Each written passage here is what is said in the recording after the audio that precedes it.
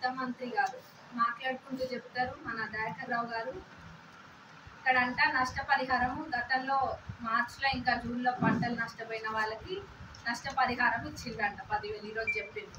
మరి నేను ఈరోజు 2-3 రైతులతోటి మాట్లాడడం జరిగింది. అప్పుడు నష్టపోయిన వాళ్ళతోటి ఎవరికి కూడా ఎక్కడ కూడా రాలేదు.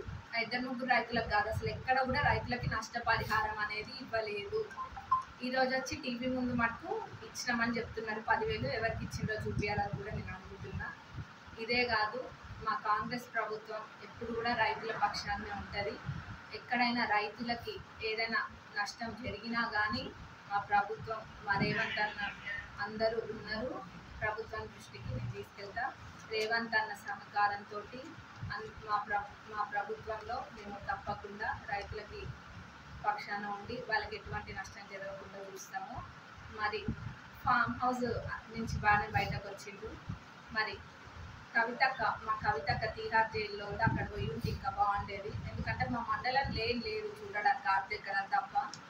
మీరు ఆర్తెక్కరం కోసం అంత దూరం కష్టపడి వచ్చే బదులు మీరు తీహార్ జైలు చుట్టూ తిరిగి అక్కడ యోధాత్మ యాత్ర చేయండి. లేకపోతే శ్రీనిధి ఫ్రాడ్, లేక ఇంకా ఫోన్ ట్యాపింగ్, ఇంకా భూ కబ్జాలు ఇవన్నీ చేసి జైలుకి పోవడానికి రెడీగా ఉన్న వాళ్ళకి ఓదార్పు యాత్ర చేసుకోండి. ఇవన్నీ కూడా చేయండి. మా ప్రభుత్వంలో మటుకు రైతులకి ఎటువంటి నష్టం జరగదు. ఇంకా మీరు వర్షాకాలం ఎప్పుడు వచ్చిందన్నది ఒకసారి ఆలోచించండి. మా ప్రభుత్వం వచ్చినాకనా మా ప్రభుత్వం రాకముందు మా